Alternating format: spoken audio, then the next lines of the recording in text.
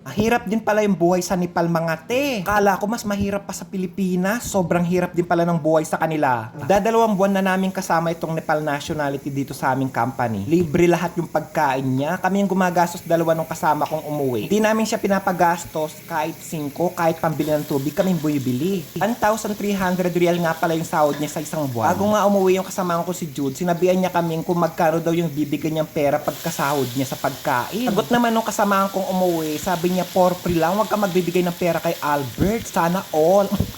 Inuri-puri ako ng kasama kong si Jude sa harapan ng Nepal makakatanggi pa ba ako? Syempre hindi na ako tatanggi.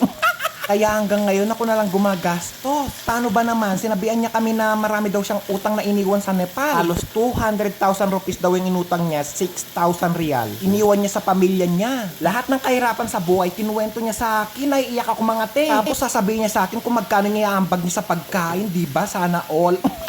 Yung mga kinukwento niya sa akin kahirapan sa buhay, relate na relate ako, nakakaiyak. Pagdating niya dito sa Saudi Arabia, sa company namin, dito niya pa talaga nilabhan yung mga dala niyang damit. Paisip ako, ba't mo lalabhan yan? Kakarating mo lang dito, sabi ko sa kanya. Marumi daw lahat ng dala niyang mga damit mga te. Ang kagandahan lang sa kasama naming Nepal ngayon, sobrang bait niya, lahat yata sinasabi niya sa amin. Kung 3 pirasong brief yung dala ko nung nag-OFW ako, marami-rami na pala yung 3.